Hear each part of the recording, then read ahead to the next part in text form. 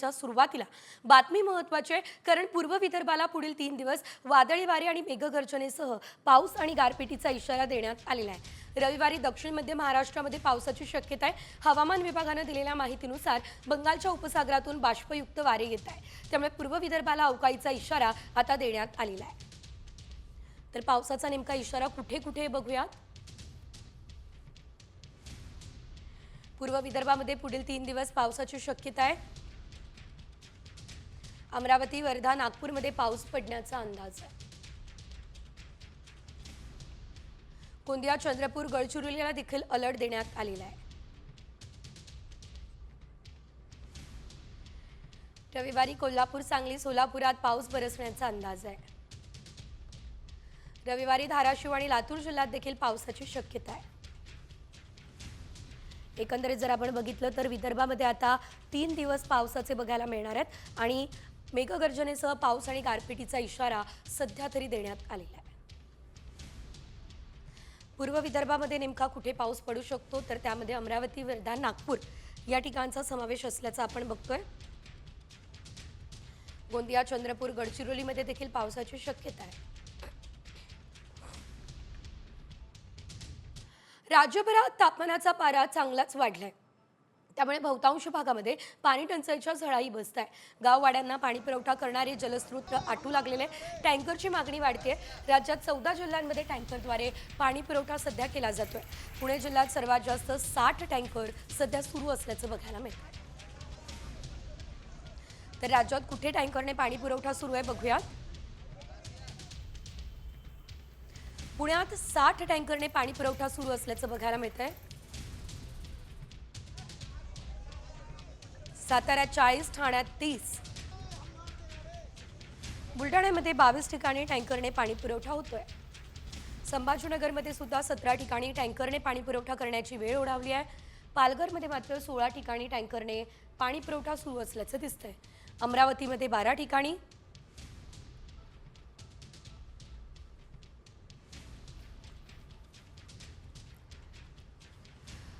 तर तब्बल 14 जिल्ह्यांवरती पाणी टंचाईचं संकट ओढावलं आहे आणि त्यासाठी आता काय उपाययोजना केल्या जातात हे बघणं महत्त्वाचं असेल। याशिवाय आणखी काही मोठ्या आणि महत्त्वाच्या राजकीय घडामोडी आहेत, ज्यांचा आढावा पुढे घेऊयात वेगवान स्वरूपात। सरपंच देशमुख हत्या प्रकरणाची सुनावणी बीड विशेष न्यायालयासमोर झाली। देशमुख हत्या प्रकरणी आता आरोपांमधून निर्दोष मुक्त करण्यात यावं, हा अर्ज वाल्मिक कराडने वकील विकास खाडे यांच्यामार्फत न्यायालयामध्ये केला। मात्र या मागणीला सरकारी वकील उज्ज्वल निकम यांनी विरोध केला। यावर सीआयडी कडून 24 तारखेला उत्तर दिलं जाईल, ही माहिती निकम यांनी दिली।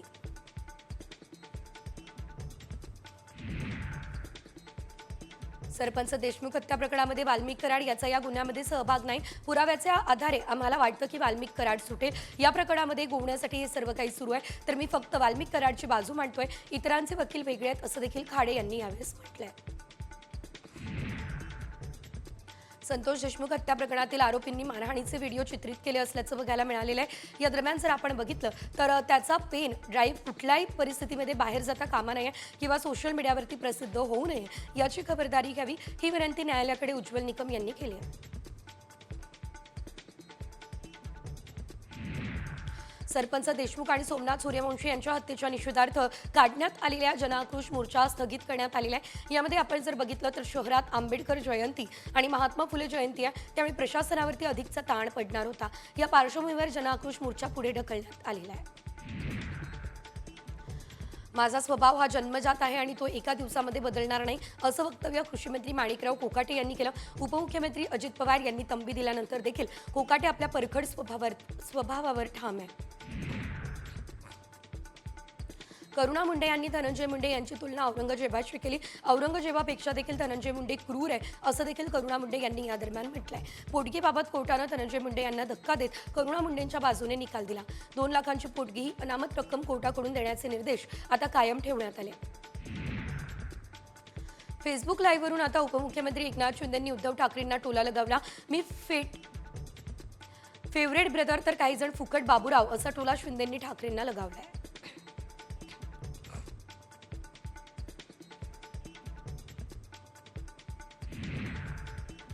शक्तीपीठ महामार्गावरून स्वाभिमानी शेतकरी संघटनेचे अध्यक्ष राजू शेट्टी यांनी राज्य सरकारवर गंभीर आरोप केलाय. 50,000 कोटींचा घोटाळा करण्यासाठी शक्तीपीठ महामार्ग लादला जातोय असा राजू शेट्टी यांनी इशारा दिलाय.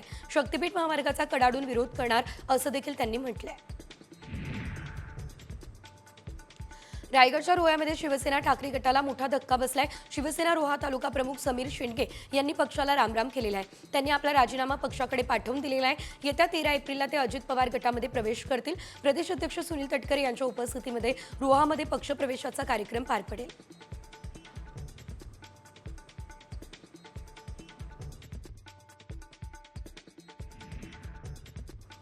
तुळजापूर ड्रग्ज प्रकरणातील मुख्य सूत्रधार संगीत गोळेला मुंबईमधून अटक करण्यात आलेली आहे. तपासात संगीता गोळेची संपत्ती पाहून पोलीस चक्रावलेत. आरोपी संगीताची राज्यभरात अनेक ठिकाणी प्रॉपर्टी आहे.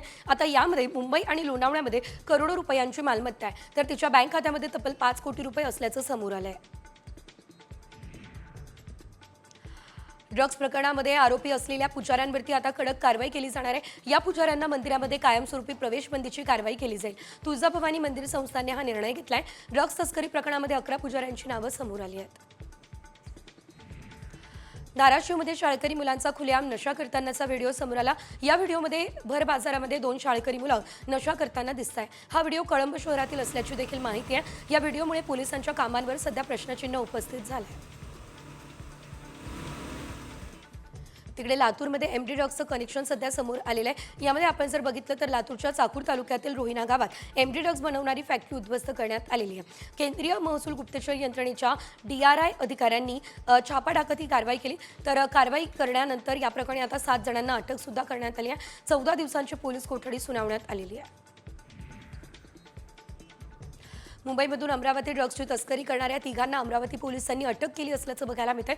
त्यांच्याकडून 30 ग्रॅम एमडी ड्रग्जसह 3 मोबाईल असा 8 लाखांचा मुद्देमाल सुद्धा जप्त झालाय. अटक करण्यात आलेली 3ही आरोपी बडनेरा शहरातील आहे.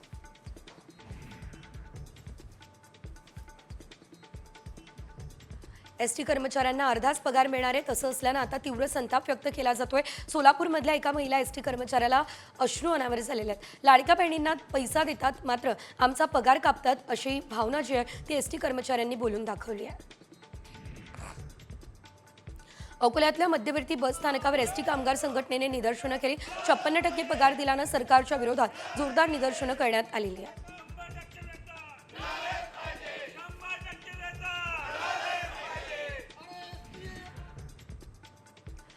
मुंबई मांडवा अंतर बोटीने पार करण्यासाठी 100 ते 300 रुपये तिकीट आकारले जाणार आहे. मात्र आता प्रवाशांकडून या प्रवासासाठी 1000 रुपये घेतले जाते.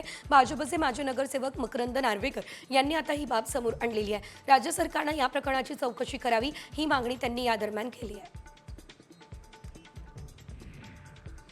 बदलापूरकरांचा सकाळचा प्रवास आता गारेगार होणार आहे. कारण 16 एप्रिलपासून सकाळी 10:42 लोकल AC होणार आहे. AC लोकलला वाढता प्रतिसाद पाहता हा निर्णय घेण्यात आलेला आहे. मात्र अल्प उत्पन्न असणाऱ्या प्रवाशांनी या ट्रेनला विरोध केलेला आहे.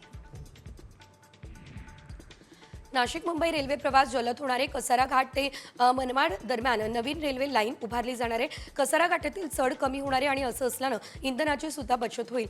तर बिना बँकर इंजिन रेल्वे धावणारे असं असल्यानं तब्बल 1 तासांचा वेळ वाचेल. 4000 कोटींचा प्राथमिक आराखडा तयार करण्यात आलेला आहे. अमेरिकेने टॅरिफबाबत मवाळ धोरण घेताच आता सोन्या चांदीचे दर पुन्हा वाढले. सोन्याच्या भावामध्ये 3000 रुपयांची वाढ झाली. 10 ग्राम सोन्यासाठी 93,700 रुपयांचा भाव होता. चांदीचे दर आता 96,800 रुपये किलो आहेत.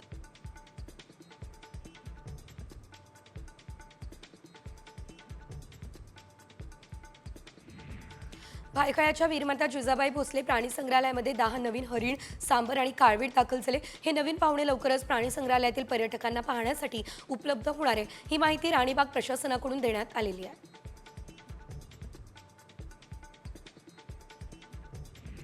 अखिल भारतीय मराठी साहित्य महामंडळाच्या अध्यक्षपदी प्राध्यापक मिलिंद जोशी यांची निवड करण्यात आली. तर मिलिंद जोशी हे प्रसिद्ध लेखक आणि वक्ते आहेत. तर सुनीता राजे पवार महामंडळाच्या प्रमुख कार्यवाह पदाची जबाबदारी ते सांभाळतील. रत्नागिरीमध्ये जिल्हास्तरीय गुंतवणूक परिषदेमध्ये जिल्ह्यामध्ये 1037 कोटींच्या गुंतवणुकीचे सामंजस्य करार करण्यात आले. या परिषदेचं उद्घाटन उद्योगमंत्री डॉक्टर सामंत यांच्या हस्ते झालंय. पर्यावरणपूरक उद्योग प्रकल्प याशिवाय पर्यटन प्रकल्पांसाठी महिलांनी आता पुढे यायला हवं असं आवाहन सामंत यांनी केलंय. छत्रपती संभाजीनगरमधील आदर्श सहकार बँकेतील 40,000पर्यंतच्या ठेवी परत मिळणार आहे. आदर्श सहकारी बँकेमध्ये 202 कोटींचा घोटाळा झाला, त्यामुळे हजारो ठेवीदारांच्या ठेवी अडकल्या. आता उपलब्ध जमा रकमेतून 40,000पर्यंतच्या ठेवी परत करण्याचा निर्णय प्रशासक समितीनं घेतला आहे. रत्नागिरीच्या मांडवी किनारीजवळ आता अवघ्या 5 रुपयांमध्ये पर्यटकांना चेंजिंग रूम उपलब्ध होणार आहे. कारण ई टॉयलेटची सुविधा देण्यात आलेली आहे. ई आणि चेंजिंग रूमचे 13 युनिट असणारे अत्याधुनिक सेवा सुविधेमुळे पर्यटकांकडून समाधानही व्यक्त केलं जात आहे.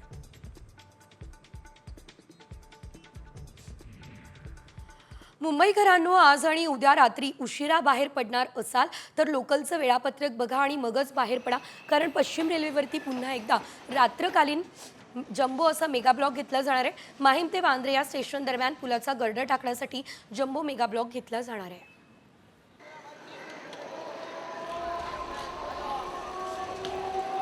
दरम्यान या मेगा ब्लॉकच्या कालावधीमध्ये प्रवाशांना त्रास होऊ नये यासाठी बेस्टने विशेष बस सोडण्याचा निर्णय घेतलाय. बेस्ट उपक्रमानं आज रात्री 10:30 ते उद्या सकाळी 6:30 पर्यंत आणि शनिवारी रात्री 10:30 ते रविवारी सकाळी 6:30 पर्यंत विशेष जादा बस चालवण्याचा निर्णय घेतलेला आहे.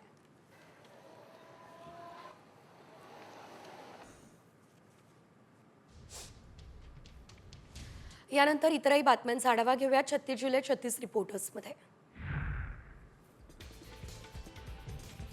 बीडमध्ये आणखी 2 पोलीस कर्मचाऱ्यांना निलंबित करण्यात आलेले आहे. पोलीस अधीक्षक नवनीत कावत यांनी ही कार्यवाही केलेली आहे. पोलीस हवालदार रामदास गिरी आणि चालक बळीराम भाग्यवंत यांना निलंबित करण्यात आलं. परवानगी न घेता गुजरातला जाणं या दोघांना महागात पडलंय.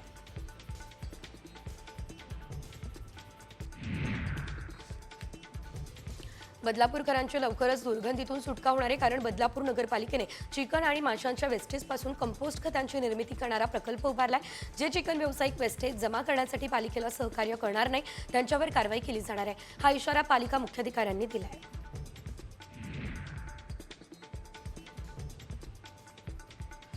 नाशिक पालिकेचे 550 उद्यान दिवसभर खुले राहणार आहे. उष्माघात टाळण्यासाठी पालिकेने हा निर्णय घेतलेला आहे. उन्हामुळे नागरिकांना दिलासा मिळावा म्हणून नाशिक पालिकेने हा निर्णय घेतलाय. या निर्णयाचं नागरिकांनी स्वागत केलंय. अनेक उद्यानांमध्ये दुपारच्या वेळेला नागरिकांची गर्दी दिसते.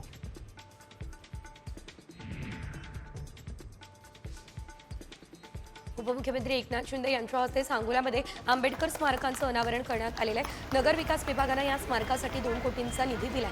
माजी आमदार शहाजी बापू पाटील यांनी यासाठी पुढाकार घेतला होता.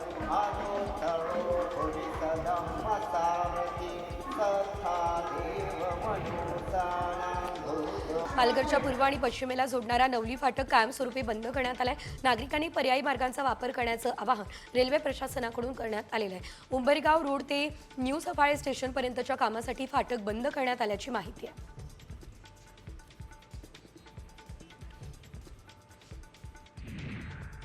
बदलापूरमध्ये पंतप्रधान आवास योजनेतील स्वस्त घरं 8 लाख रुपयांऐवजी 20 लाख रुपयांना मिळणार आहे. प्रकल्पाला उशीर करणाऱ्या ठेकेदाराला शासनानं 3 वेळा मुदतवाढ दिली आहे. त्यामुळे प्रकल्पाची किंमत 255 कोटींवरून 434 कोटी इतकी झाली आहे. त्यामुळे गरिबांसाठीच्या घरांसाठी आता दाम दुप्पट किंमत मोजावी लागणार आहे.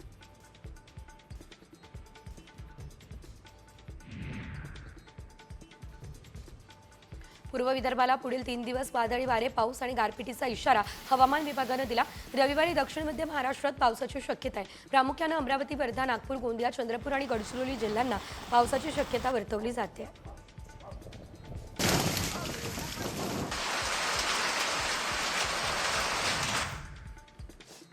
धाराशिवच्या उमरगा परिसरामध्ये गारांचा पाऊस पडला असल्याचं बघायला मिळतंय. अवकाळी पावसानं फळबागा आणि आंब्याचं मोठं नुकसान झालं. गारांचा पाऊस पडल्यानं शेतकऱ्यांच्या फळबागांचंही नुकसान झालं.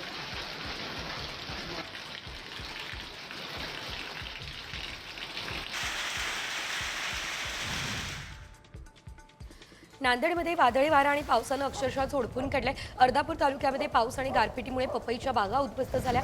शेतकऱ्याला अश्रू अनावर झाले. पावसामुळे शेतकऱ्याचं प्रचंड नुकसान झालं.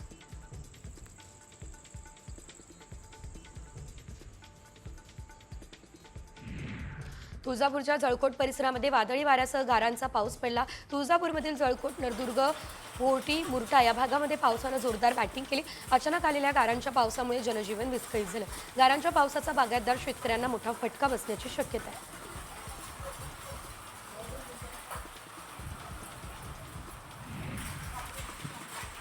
नांदेड जिल्ह्यामध्ये वादळी वाऱ्यासह जोरदार पाऊस झालेला आहे. वादळी वाऱ्यामुळे अनेक घरांची पत्रं उडाली आहे. अर्धापूर तालुक्यातील आंबेगाव जोरदार पावसानं झोडपून काढले, तर अनेक ठिकाणी शेती पिकांचं नुकसान होण्याची भीती आहे.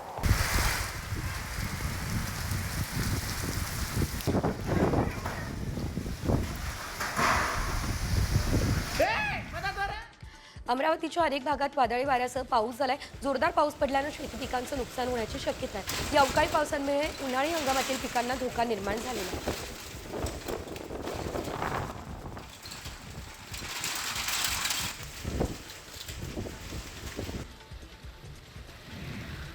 नाशिकच्या बागलाणमध्ये शॉर्ट सर्किटने आता आंब्याच्या बागेचं नुकसान झालंय. आगीच्या ठिणग्या बांधावरील वाळलेल्या पाला आणि पाचोळ्यावरती पडून आगीने पेट घेतला.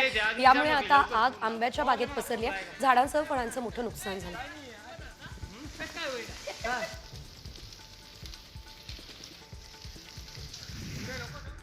हिंगोलीच्या डोंगरकडा शिवारामध्ये शेतकऱ्यांच्या केळी बागेची अज्ञात व्यक्तीने कत्तल केली आहे. 1400 पेक्षा जास्त झाडं धारदार शस्त्रानं कापली आहे. त्यामुळे शेतकऱ्यांचं 1 लाखांचं नुकसान झालंय. प्रकरणी शेतकऱ्यानं पोलिसात गुन्हा दाखल केलेला आहे. पुढील तपास सध्या सुरू आहे.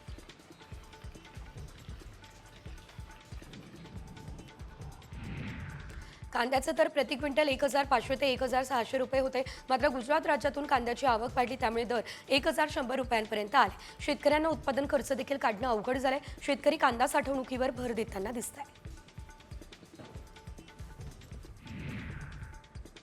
आणि आता एक मोठी बातमी, कारण सहाय्यक पोलीस निरीक्षक अश्विनी बिंद्रे हत्या प्रकरणातील दोषींना आज पनवेल कोर्ट शिक्षा सुनावणार आहे. कोर्टानं बडतर्फ पीआय अभय कुरुंदकर, कुंदन भंडारी आणि महेश फळणीकर यांना दोषी ठरवले. त्यामुळे कोर्ट दोषींना काय शिक्षा सुनावणार याकडे सर्वांचं लक्ष लागलंय. 11 एप्रिल 2016 रोजी अश्विनी बिंद्रे यांची हत्या झाली होती. बिंद्रे हत्या प्रकरणासंदर्भात आता कोर्ट दोषींना शिक्षा काय सुनावतं हे बघणं महत्त्वाचं असेल. एपीआय अश्विनी बिंद्रे हत्या प्रकरणी आता ही मोठी कारवाई आज केली जाणार आहे. हे प्रकरण नेमकं काय बघूयात ग्राफिक्समध्ये. 2016 मध्ये हत्या केली होती, शरीराचे तुकडे केले होते आणि वसई खाडीमध्ये हे तुकडे टाकले होते. 4 ऑक्टोबर 2016ला मुंबई हायकोर्टामध्ये या संदर्भात याचिका दाखल झालेली आहे. तत्कालीन पोलीस निरीक्षक अभय कुरुंदकरवर हत्येचा आरोप आहे. 7 डिसेंबर 2017ला नोकरीवर असताना अभय कुरुंदकरला बेड्या ठोकण्यात आल्या. 2018 मध्ये खुनाची नोंद. कुरुंदकरसह साथीदार 7 वर्षांपासून कोठडीत आहे.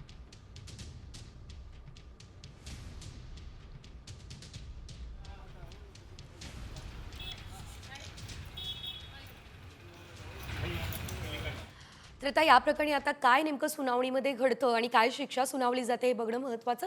शिवाय पुन्हा एकदा वळूयात वेगवान अपडेट्सकडे. खानदेशामध्ये उष्णता वाढलेली आहे. शेतीसह ग्रामीण भागामध्ये पाण्याचा वापर आणि गरज वाढते आहे. त्यामुळे धरणातील जलसाठा 42% खाली आला आहे. त्यामध्ये वारंवार आवर्तन सोडण्यात येत आहे. त्यामुळे पाणीसाठा आणखी घटण्याची शक्यता आहे. पुढे जर पाऊस लांबला तर धरणातील जलसाठा अत्यल्प राहील असे संकेत सुद्धा देण्यात आलेले आहेत.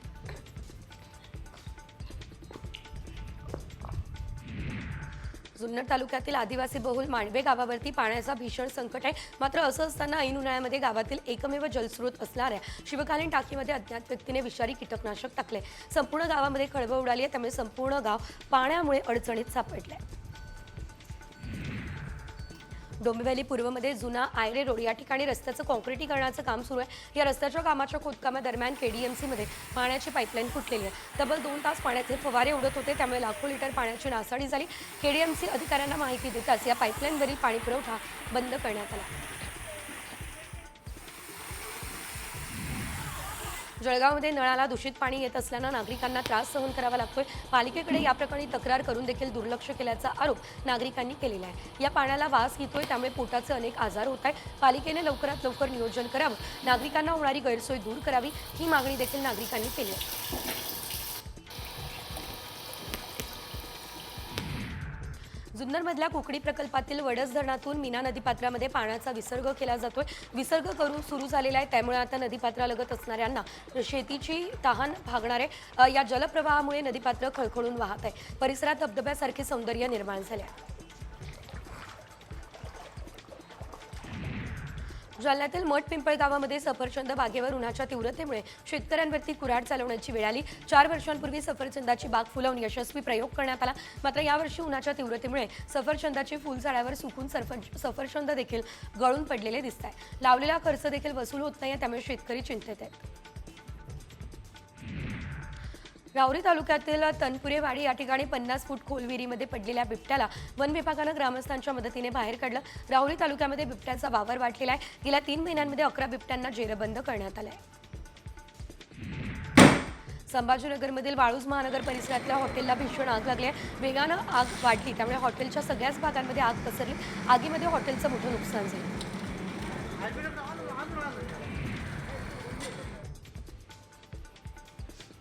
करमाळामध्ये जेऊरच्या पोस्ट ऑफिसला आग लागलेली आहे। आगीचं कारण अद्यापही कळू शकलेलं नाही आहे। पोस्ट ऑफिसला सुट्टी असल्यानं सुदैवानं मोठी दुर्घटना या ठिकाणी टळलेली आहे, तर आगीमुळे पोस्ट ऑफिसमधील कागदपत्र मात्र जळून खाक झाले आहेत।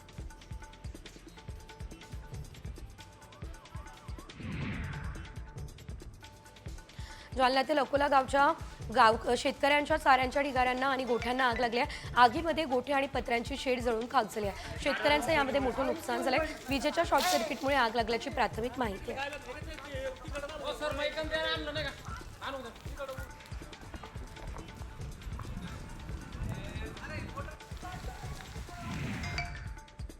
यानंतर एक मोठी बातमी आहे। सीबीएसई पॅटर्ननुसार इयत्ता पहिलीचे पाठ्यपुस्तकं नेमकी हातात कधी पडणार हा प्रश्न तुम्हाला पडला असेल तर तुमची प्रतीक्षा ही आता लवकरच संपणार आहे, कारण राज्य मंडळाच्या सीबीएसई पॅटर्ननुसार इयत्ता पहिलीच्या पाठ्यपुस्तकांच्या निर्मितीचे कामकाज अंतिम टप्प्यात आहे। या नव्या कोऱ्या पाठ्यपुस्तकांचं वितरण मे महिन्याच्या दुसऱ्या आठवड्यामध्ये सुरू होणार आहे, तर खुल्या बाजारपेठेमध्ये जूनच्या पहिल्या आठवड्यामध्ये इयत्ता पहिलीची नव्या अभ्यासक्रमांची पाठ्यपुस्तकं येणार आहेत।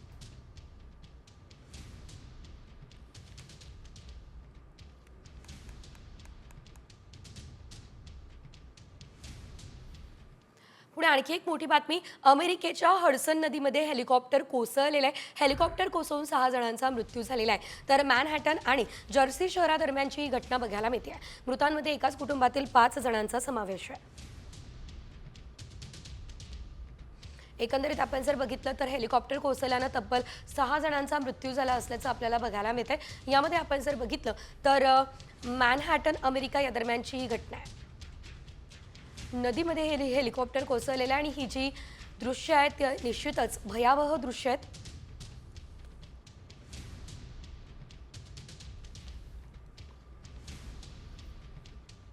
पुन्हा वळूयात वेगवान बातम्यांकडे। पिंपरी चिंचवड शहरातील रावेत परिसरामध्ये पीएमपीएलच्या बसचा भीषण अपघात झालाय।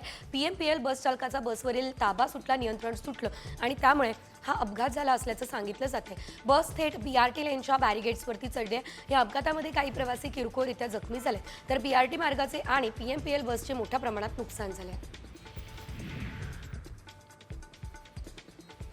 ट्रक आणि दुचाकीचा भीषण अपघात झाला असल्याचं देखील बघायला मिळतंय। यामध्ये बाप लेकीचा जागीच मृत्यू झाला, तर पत्नी जखमी झाली आहे। ही धक्कादायक घटना वाशिमच्या मुरंबी फाट्याजवळ घडली। या अपघातानंतर ट्रक चालक मात्र फरार झालाय। पोलिसांकडून ट्रक चालकाचा शोध घेतला जातोय।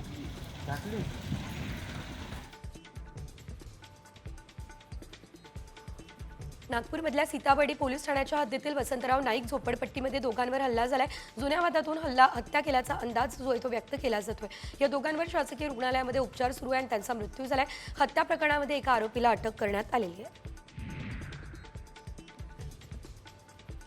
चारित्र्याच्या संशयावरून पत्नीची निर्घृण हत्या करण्यात आलेली आहे। पतीने गळफास घेतल्याची घटना वाशिमच्या मंगरुळपीरमध्ये घडलेली आहे। गौतम वर असं पतीचं नाव आहे। चारित्र्याच्या संशयावरून गौतम आणि त्याची पत्नी ज्योती यांच्यामध्ये वारंवार भांडण होत होतं। यातूनच गौतमने कोयत्यानं वार करत ज्योतीची हत्या केली आहे।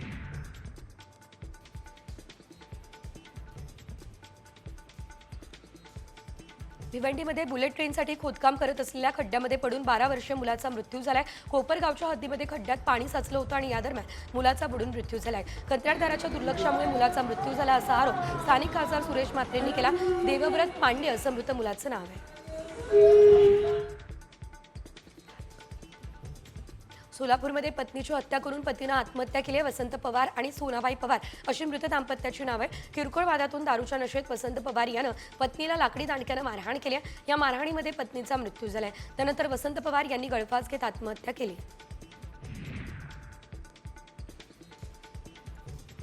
सप्तशृंगी गड यात्रेला जाणाऱ्या वृद्ध भाविकाचा आंघोळी दरम्यान मृत्यू झालेला आहे. कैलास बुधा सोनवणे असं मृत्यू झालेल्या भाविकाचं नाव आहे. आंघोळ करत असताना अचानक चक्कर येऊन खाली कोसळल्यानं त्यांचा मृत्यू झालाय. मृत्यूचं कारण उष्माघात किंवा हृदयविकाराचा झटका असा अंदाज आहे.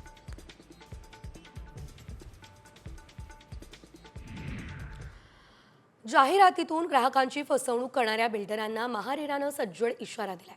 गृहनिर्माण प्रकल्पांच्या जाहिरातींसोबत महारेरा नोंदणी क्रमांक, महारेरा वेबसाईटचा तपशील आणि QR कोड, संपर्क क्रमांक ठळकपणे छापणं बंधनकारक आहे.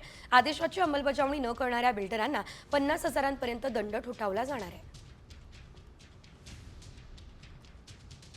गृहप्रकल्पांची माहिती जाहिरातींमध्ये ठळकपणे छापणं बंधनकारक आहे. महारेरा नोंदणी क्रमांक, महारेरा वेबसाईटचा तपशील देण्यासही सांगण्यात आलेलं आहे. QR कोडही प्रसिद्ध करणं बंधनकारक आहे. ठळकपणे माहिती न दिल्यास 50,000चा दंड देखील आकारला जाणार आहे. गृहप्रकल्पाची जाहिरात पारदर्शक असावी असं देखील यावेळेस सांगण्यात आलेलं आहे. तर महारेराने सज्जड इशारा हा बिल्डरांना दिला असल्याचं देखील आपल्याला पाहायला मिळत आहे.